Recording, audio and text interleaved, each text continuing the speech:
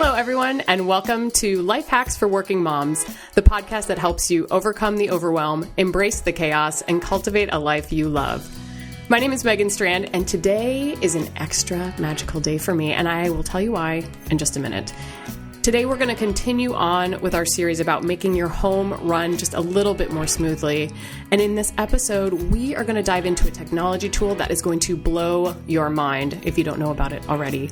And one that I'm just sort of relearning a little bit, and that is Evernote. And the reason I'm so excited today is that we are doing this with one of my most favorite people in the world, my good friend, producer of this and other amazing, fantastic podcasts. He's a broadcaster. He's a photographer. He is Pete Wright with Rash. Hey, Pete. Hey, Megan. That was so nice. You are. You're like one of my favorite people. Oh, well, I'm super glad to be able to talk to you about this.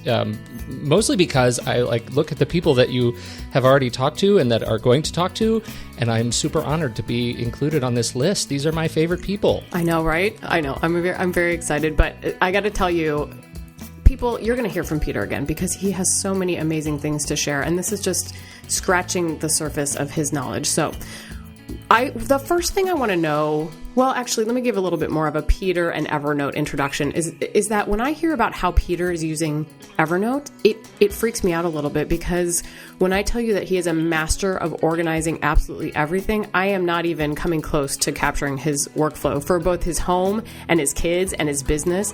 And so, Pete, I wonder if we can talk a little bit about how you discovered Evernote. How did you find this amazing magical tool? Why did you not make me do more with it sooner? So this is on me. That's good. It's all on you when it comes to technology. You know that. You know, I discovered Evernote a long time ago. I think it was still in beta as a service when I first discovered it, and it was a recommendation from one of my fabulous other nerd friends who likes doing new things and disrupting workflows, and he said, you got to try this. You have to give Evernote a shot. And back then it looked not much like it looks now.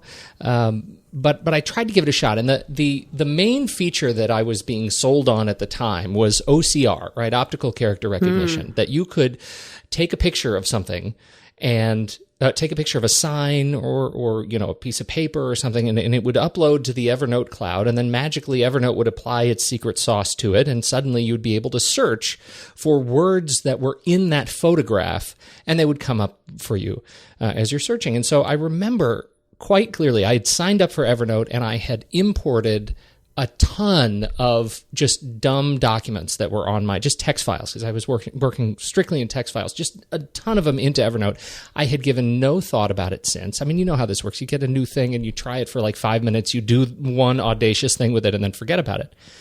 And so it was full. Like I didn't even know where to start. So I shelved it. And then I was standing there, I was walking through Barnes & Noble. And there was a book on the, shelf, the new release shelf. And it said, hey, I remember talking to my wife. I said, I need to read this book, but I don't want to buy it right now because I have a lot of books I want to read.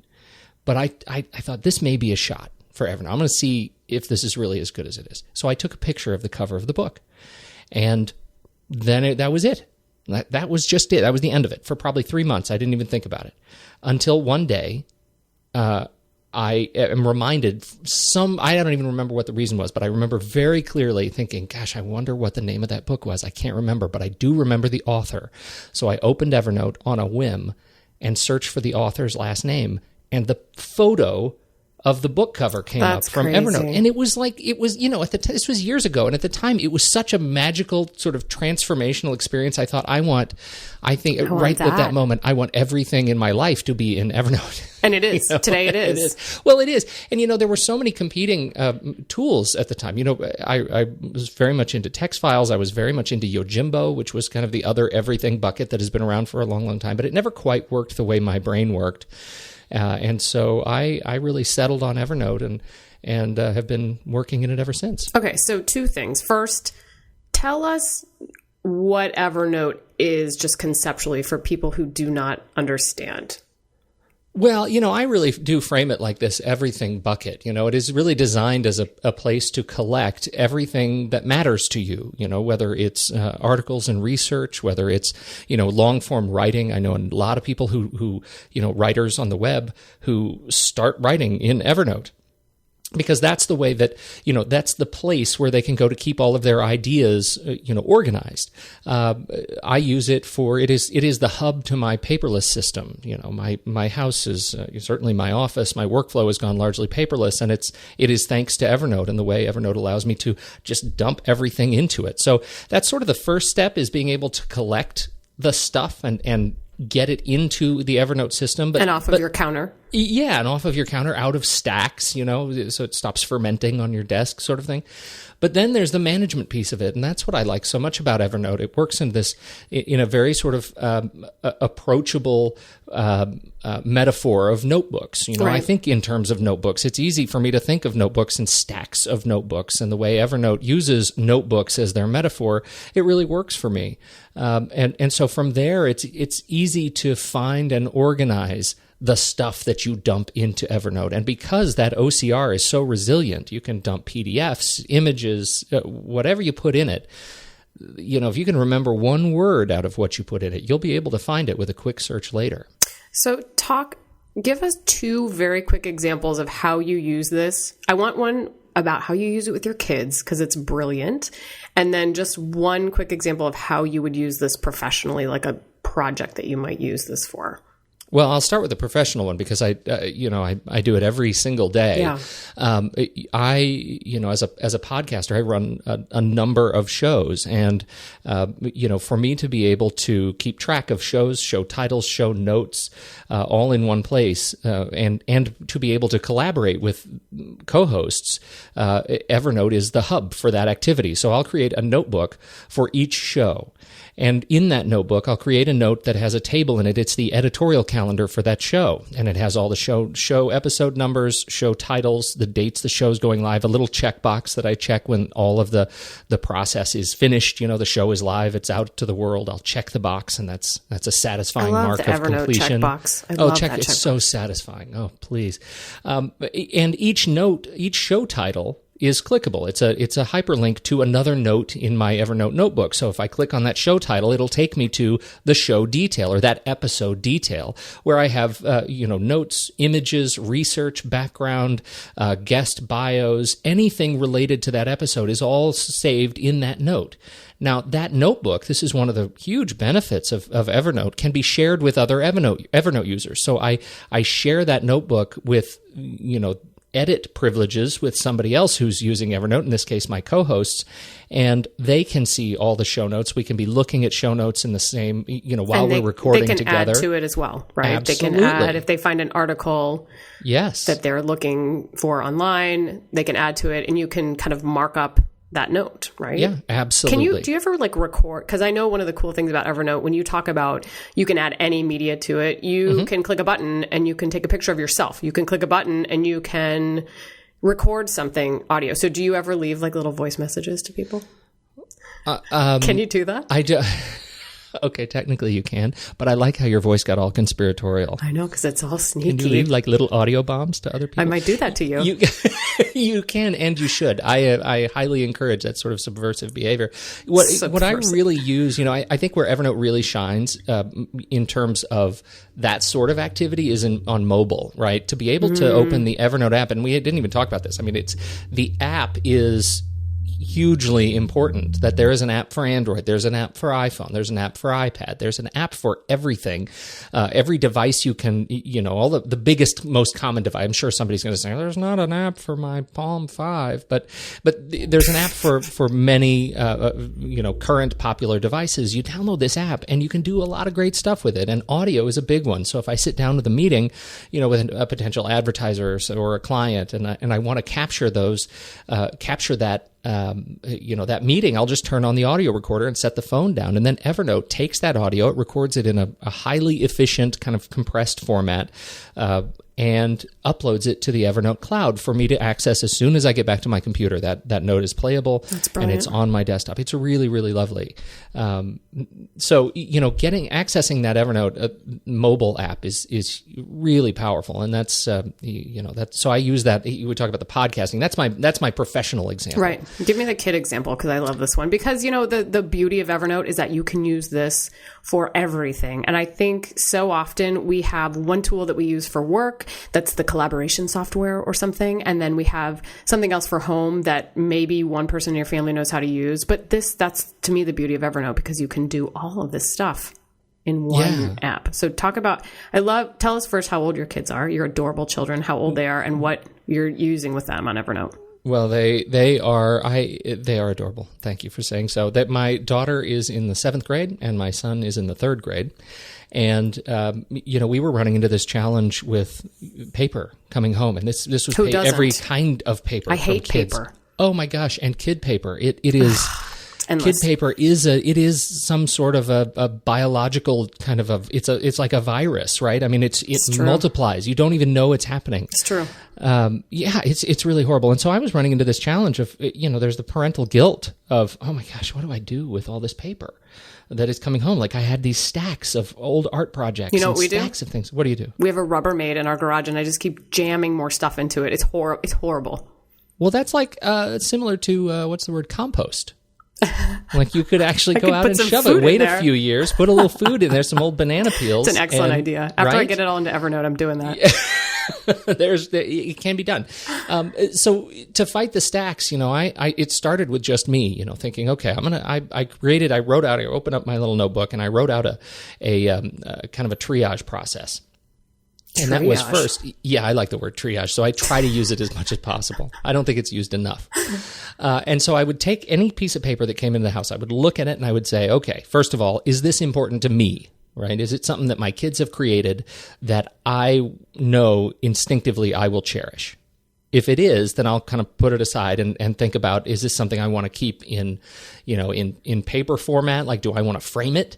That's a pretty rare piece of paper that comes home, a pretty rare art project, but there are several of those that have come in and they've turned into Mother's Day projects. Totally. They've turned into grandmother gifts, those sorts of things.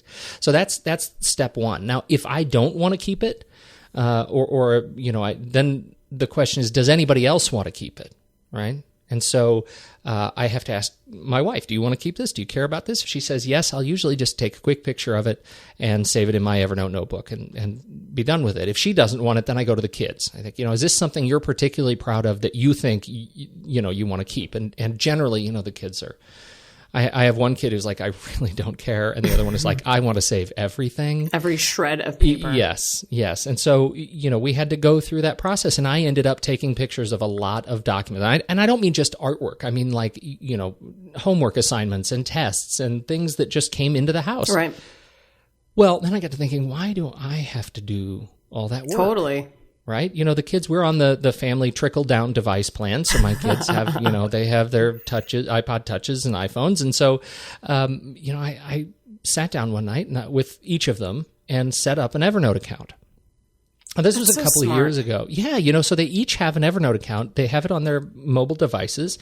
And if there's a piece of paper or a piece of artwork that comes into the house that I don't want, my wife doesn't want, and then we pass it to the kids, and they get to make the final call. If they want it, they get to take a picture of it and label it and tag it and save it in their Evernote account. And that Evernote account is theirs for good. They have the password. They get to keep it forever and ever and ever. And it's one of the things that I like so much about Evernote. Phil Lieben is the CEO of Evernote, and he really sees this and has said many times, part of their mission is that Evernote is a 100-year company. They see this as a legacy brand and are really working hard to maintain that sort of brand trust and the technological and security trust such that they can be a 100-year brand. So, I have no trouble with seeing my kids take their artwork and then scanning it, putting it in this 100-year bucket, and then shredding it. So are they taking a picture of it with their phone or their device, or are they scanning it? Because you told me about an app, ScanBot. I did tell you about ScanBot. And I downloaded ScanBot, and I love it. So are they taking pictures of it, or are they scanning it? I guess it depends on what it is. Well, they are taking pictures of it in Evernote for now. And I say for now because I haven't installed ScanBot for them.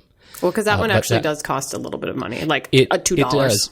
Well, it does. But if you're in the iOS ecosystem and haven't turned on family sharing, you totally should, because then one person buys it and everybody else in your family can download it. So okay. That may be a different episode. But totally. Getting Megan up to 2014 right? Technology. The even 2012 technology. Yeah, really? We'd shoot for that. That would be a good minimum for me. Right. But the Evernote camera is really good. But what Evernote does is, it takes JPEGs, right? It takes pictures, like photos of your stuff, and it sends it up there and applies its OCR magic to it. So they're taking photos of their stuff. And can it read children's handwriting? Sorry to interrupt. Not well. Okay. Not just really. Checking. I can't read my children's handwriting, so I didn't know if Evernote could. Yeah, because that would really be an interesting device. Yeah. Right. That's AI that would soon run the world if you could figure that out. So what I like so much about ScanBot, and again, it's $2.99, and then if you unlock some of the more advanced features, it's like $7.99 total. So it is a paid app, but totally worth it. And that is an actual sort of camera scanner. So I don't know, maybe you should talk about it. How have you used it so far? Yeah. Okay, so this is what I was going to seg into. So that was a perfect little segue. What I was going to say is that I love my technology and I love having everything in one place, but I am a writer. I like to write. I like to take notes. And what I used ScanBot for last night, and maybe I should have just taken a picture of it to put it into Evernote, but I was trying out my new device, my new app. I was reading a book and I had taken a bunch of notes. So I scanned the notes and put them into Evernote because it was actually research for a future show that I wanted to remember. So that's what I did with ScanBot, was I just scanned my notes. So should I have taken a picture of that instead of scanning it? Well, it ends up being sort of 6 and 1/2 dozen of the other, right? If you're living in the Evernote ecosystem. What I like about ScanBot is when I'm handed large stacks of like typed paper, that's like, you go to meetings and they say, here's a handout for today's meeting, or here's the presentation, the 70-page presentation, right, and we're going to give you the handout. And what are the odds if you're ever going to go back to that? And so, maybe not 70 pages, but if you get a couple of pages of paper from a meeting, you can sit there at the meeting, open up ScanBot. That's a good idea.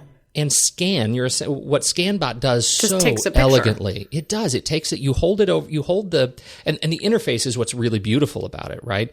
Is that you just hold your phone just right over the page for just a few seconds. It auto detects the borders. It takes a picture, and if you have it set on multi-page, it then just waits for you to replace the page, right? So, I do this every single day with my daily mail. As I said, this is part of my paperless process. So the mail comes in, I stand at my desk, I open up anything I want to keep, I run a quick ScanBot to it, through it, and as soon as you hit save on ScanBot, because I've associated ScanBot with my Evernote account, I found that. Yep, that's awesome. Magically processes it, OCRs it, and saves it into my inbox folder, my notebook in Evernote. Oh, so that's what you have, an inbox folder. Inbox, is it an inbox note or an inbox? It's got to be an inbox notebook in Evernote. It is a notebook, yeah. And then when you get to Evernote, you process it then. Yeah, I go through and I process it. I'll usually sit down in front of a movie or something, or watching a movie for another podcast I do, and I'll have a couple of hours where I can watch this movie, and I'll process the week's worth of documents I want to keep. Got it. Okay. So I also want to talk, speaking of writing, the other thing that I think is super cool that I cannot wait to try, and I'm really not sure why I haven't yet, is the Moleskine interface, because again, I like to write. So talk a little bit about that and how you're using that with Evernote.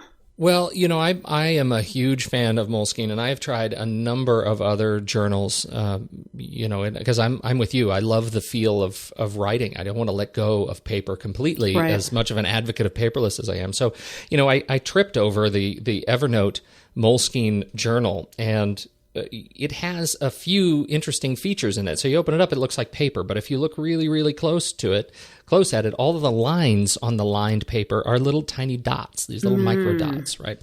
And so as you write on it, you make your notes, you make your checklists. Then in the back of Evernote, of the Moleskine journal, it comes with a set of stickers. These stickers are like a X or a lightning bolt or a building or a little house or an airplane or a check mark, right? So you have these little stickers that you can stick on the page. So when you're finished with your meeting or whatever you have been writing, you hold your Evernote-enabled mobile phone over this page and take a picture of it. Now, the Evernote mobile app will auto-detect your handwriting. It will see these stickers, and it will automatically tag and file your notes according to your preset hierarchy or taxonomy of how to use those stickers. So, for example, I have a green check mark. That means I just made a checklist. So it goes into my to-do, essentially, app, that's right? cool. or notebook, right? So you just assign what the stickers are. You do. You get to assign what the sticker. It comes with a default, home, travel, work, school, whatever. But you can change those. And, I have a little lightning bolt, which is urgent, right? So anytime you see a lightning bolt on one of these pages, it gets scanned and it's put into my urgent file, which is already alarmed and, Well, that's the other thing about Evernote. You can kind of use it like a calendar, which I always think is great. You get reminders. You can, yeah. Talk a little bit about templates, because I think that's another brilliant use. I'm sorry, templates for checklists, because I think that's another brilliant use. And I love, this is another systems thing that I think is really smart. So talk a little bit about that and how you use templates for checklists. Well, there are a number of sort of opportunities for standardizing, text. And just another example back to this podcast thing, because it's readily it's a good example.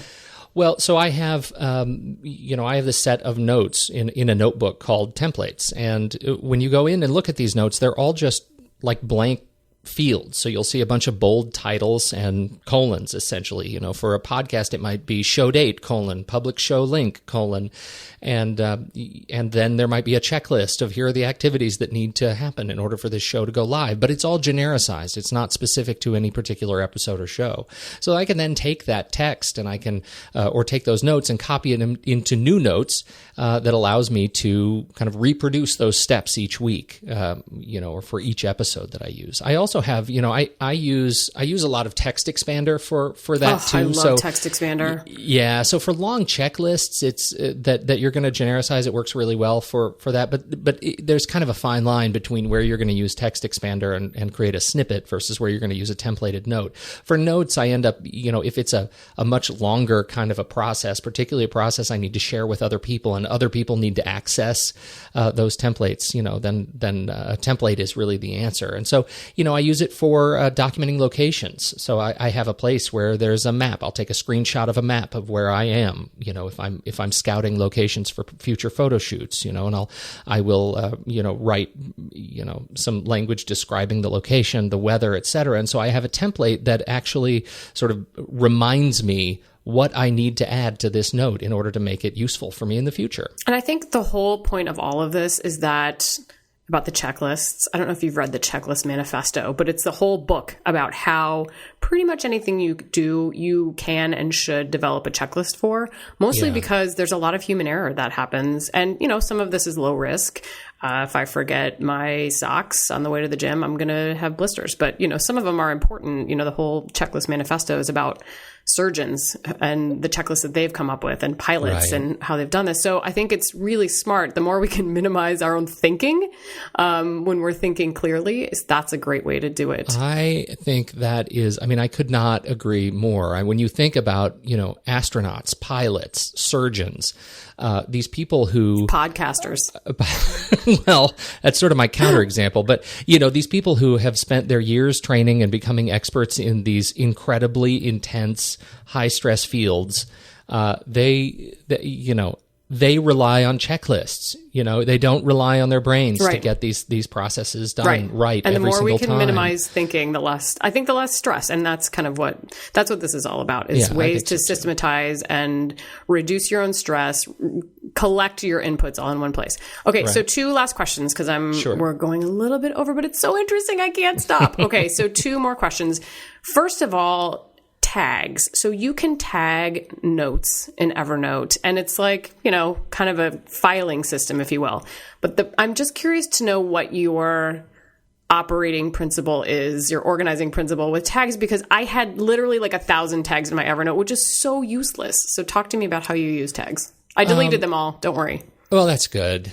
That's good. Tags are tricky. I can't really talk about tags until I talk about notebooks, because it's really the notebooks that I rely on the most. Right. I have two notebooks that I live in. The first one is, and I call them at inbox and at filing cabinet, just so they're right at the top of my notebooks list, right? And so the filing cabinet is the dumping ground, right? That is that's the giant bucket where everything I'm finished with that I want to keep lives. And the inbox is where all new material comes in that I'm going to process, right? That includes research, clipped web pages, images, whatever it is. It all starts in the inbox for me to go process it. And from that inbox, as I'm going through each note, I look at, is this a client? If it's a client, then each client has its own notebook. Right. Is it a project, a personal project? Is it around the house? I have a number of notebooks related to things around the house, from Daily Mail, family stuff. We even have a shared note between my wife and my kids and I about our family movie list. So there's no fighting about what movie we're going to watch, because we just have a checklist. That's so smart. And all of us can add our favorite movies to it. So we just know we run through the list in order. There's never any argument. So it's those sorts of things. So I move those things into notebooks if there is a notebook that is appropriate for it. If there is no notebook appropriate for it, then I just dump it into filing cabinet.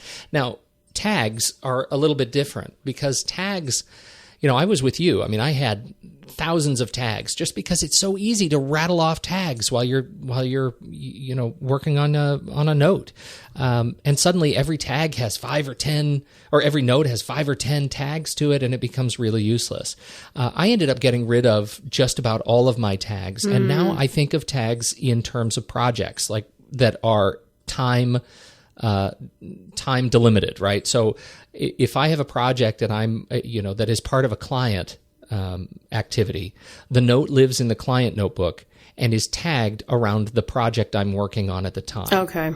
And at the end of the project, I just do a quick search, or I jump to that tag, I delete the tag from all the notes, and then it's done. Then I can move all those notes to the filing cabinet. I know I'll be able to find them later because they're referenced by the client name and the note title. And so I really have sort of given up on tags as a long-term but that makes sense. Taxonomy. That makes sense to me. Yeah, it's really short-term for me. I like that. I like that better. Okay, so I sort of lied. There's actually 2 more things after this. So Evernote is a free app. Yes. But we need to talk about whether you pay for the app. And I know that you feel passionately about this, so go. Okay, go. So it is free. And, these are, you do get extra features when you go premium. All of Evernote is free. You get no ads. You get more advanced search features. You get to access offline notes, right? When you're on your mobile device. So if you have a bunch of notes in a notebook that you want to take with you, but you're going to be working on a plane on your iPad, if you have the free version of Evernote, you can't do that. You have to have gone up to premium. I didn't know that. Right. So I originally went premium when there were no other fancy features than getting rid of ads. I just like the idea of being done with ads. I hate ads. But I quickly discovered that, these people working on Evernote they are passionate technologists, and this is a business with a long-term horizon. And I find myself wanting deeply to support those developers. I want to support their livelihoods just because they've supported mine, right? So much of my business hinges on a Evernote. few key software tools that I pay pennies for if you annualize it. You know what I mean? Right. Like, because what is it for a year? 29? It's $45. It's $5 a month, right? It is nothing. And you get so much, but mostly you get the satisfaction of knowing that you're supporting the ongoing development of this tool that, at least for me, has become central to my business. I could not be successful and put food on the table without this tool that does have a free option, but you can bet I'm going to pay for it to earn it. I'm gonna take that audio clip and I'm gonna Evernote that to Evernote because it's such a really good testimonial for them. What do you think about that? See, I'm getting it. Oh, you are totally getting it. Okay, last thing. I feel very strongly about this that. is Yes. because I've gone way over my time. Sorry, people, but it's so exciting. The last thing is talk just quickly, and we can put some stuff in show notes, but talk quickly about how people should get started with Evernote? Because we've talked about a ton today, and some of it is a little bit high level. Some of it we dig down into the weeds a little bit. But like getting started, what's your advice there in addition to what we'll put into the show notes? Well, I told you I started probably the wrong way, which was to take just everything that I had and dump it into Evernote. So now I had everything I had, which was disorganized on my computer, and dumped it into Evernote where it was disorganized on my computer. I think where Evernote really shines, as we've already talked about, is when you have a function for it, when you have a purpose, and let Evernote grow from your initial purpose. So think about what it is you want to do. If it's a personal thing, maybe you want to try. Maybe you don't want to try Evernote at all from the perspective of just the main app. Maybe you want to keep your recipes in Evernote, so you might start with Evernote Food. Oh, that's a good idea. We didn't talk about the ecosystem of Evernote. Maybe that'll be for a part two. But there are a number of apps that extend Evernote and use Evernote's sort of note metaphor as its back end. Evernote Food is a great example of that, and that might get you started with a project to digitize your recipes. That's function number one. So what is that? Really sharing recipes with other people? Well, no, it's just documenting your own recipes. We went through the process of taking our old paper notebooks of recipes and taking pictures of them or typing them in just as we made the recipes. And then we have, you take a picture of the food and you have a nice little display of your recipe with the finished meal. Got it. That's a good way to get started because it is a good way to get started, or maybe it's just, maybe it's like I started using it, maybe it's just you want to catalog, you're a reader and you want to catalog your favorite books, take a picture of the book and write a little review in Evernote. Suddenly you have a little book review library. So I guess I would start with a system and then think about, what else? Yeah, what else can you do, because Evernote is so wide open. That it can seem daunting so fast. That's the number one thing I hear from people is I just can't get into Evernote. It's too big. It's too loose. And you have to develop your own set of rules in order to make Evernote work for you. And I've spent a lot of years doing that. So I sometimes take that for granted myself. But I think, jumping in modestly is probably the right way to go. Good place to get started. Okay. Thank you so much. That's a very good tip. And again, we will put a couple of links that Peter's recommended into the show notes that will help you do that. So thank you so much. This has been so fantastic. I just love this conversation. We definitely are going to have a part two sometime in the future. But in the meantime, where can people find Pete Wright? Well, you can find me on Twitter. I'm at Pete Wright on Twitter. That's an easy way. If you want to reach out to me, if you have any questions, I'd be happy to talk to you on Twitter. I'm over at rashpixel.com is where I blog intermittently, and you can find out more about the other shows that I do, there if you're so interested. And they're so great. Well, you're very sweet. There's one in particular that's really good, but I'm not going to mention it on this show. Just kidding. You can whatever you want to do. This is your show. That's right. Well, you can find me personally on Twitter as well. I'm at Megan Strand, and you can find Life Hacks for Working Moms at the website LH4WM.com. That's LH4WM.com. Please subscribe to the podcast in iTunes if you enjoyed this show so you can get more of the same. You can also find us on Stitcher Smart Radio. Thanks so much for joining us. We will catch you next time.